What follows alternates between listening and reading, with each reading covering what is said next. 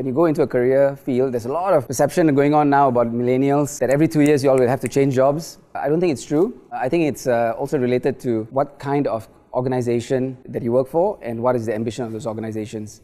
If the organization is extremely disruptive to themselves, looking to always innovate, looking to always change, and the organization gives you guys a platform to play and grow and learn at the same time, then I think learning can happen without having to switch. One thing that Telenor and Digi sort of totally believes in is having the right kind of business ethics. Your careers will be extremely successful in a non-ethical company in a short sprint, but not in the long haul. And it's also not good for your own reputation to be in companies that don't have good code of conduct or transparency. The only problem is it's a slower start to grow. But when you start growing and when you start developing yourselves, then you will continuously have that momentum.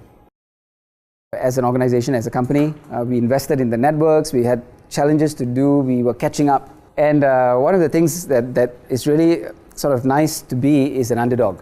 So when you're an underdog, you sort of just have so much of energy in the organization to keep going over and over again. Now the important thing is when you become big, you still need to keep that underdog spirit. So one is the culture of, we believe in innovation. The other part of the big part of Digi's culture is diversity.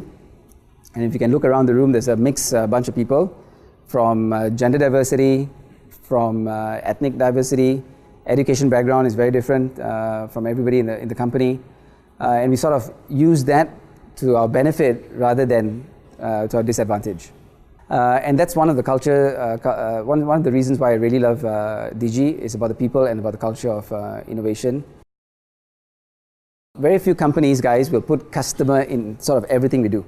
And we try every day to do that. Sometimes we forget, but most of the times we sort of remind ourselves, or someone in the team or someone in the group reminds ourselves that the reason why we exist is because of customers. And the reason why we will exist in the future is also because of customers. And the customers could determine that, not you. And customers can just easily switch operators today and providers today. And hence why we are obsessed with customers. I spend a lot of time on the ground with customers. Now I try to spend at least 3 days a month in either a Digi shop or a store or a retail center. First, understanding the problems that my frontliners are having with the systems and the capabilities to serve. And I get an average about 10 to 20 mails a day of customer complaints. But that's okay. At least they know a face and they know that the brand is willing to listen to them and get that feedback. So I also believe that Digi is very different in that sense from a lot of other companies that provide that service, and that customer obsession is engraved within that culture as well.